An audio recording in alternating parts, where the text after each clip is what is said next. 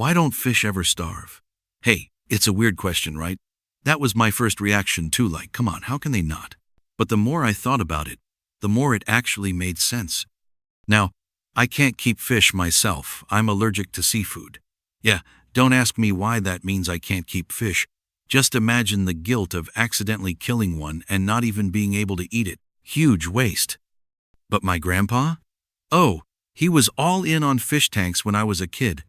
He had one tank after another. Some fish died from overeating. Some suffocated because there was too little oxygen. Some from too much oxygen. And some literally got bullied to death by other fish.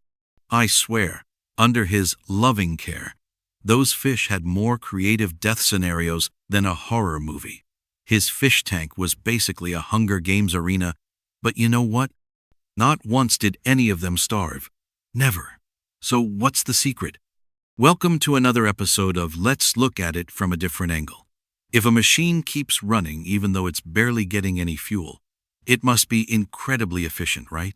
That's fish in a nutshell. See, fish are cold-blooded animals, which means they don't use energy to keep warm. That alone saves a ton of energy.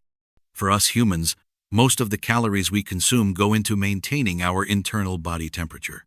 Just heating up a pot of water by 2.4 degrees takes about 10 kilojoules of energy. That's the same amount you'd need to launch that pot 1,000 meters into the air.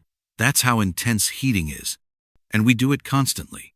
24 hours a day, 7 days a week. Add in the human brain, which is basically a high-performance CPU running non-stop. And boom, no wonder we're always hungry. So seriously, use your brain. You're burning calories anyway. But fish don't have that issue. Their metabolism is crazy low-like, only about 1/10 of a warm-blooded animal of the same size. And if the water temperature's right, some of them can even go into a sort of sleep mode to save even more energy. I mean, think about it, fish float all day. They don't even have to hold up their own body weight. Of course, they can nap whenever they want.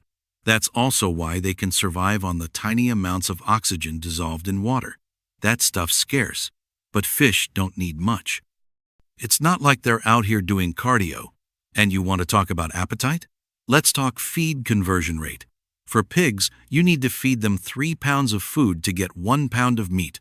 Cows? More than 6 pounds. Even frogs can only manage a 1-to-1 ratio. But fish?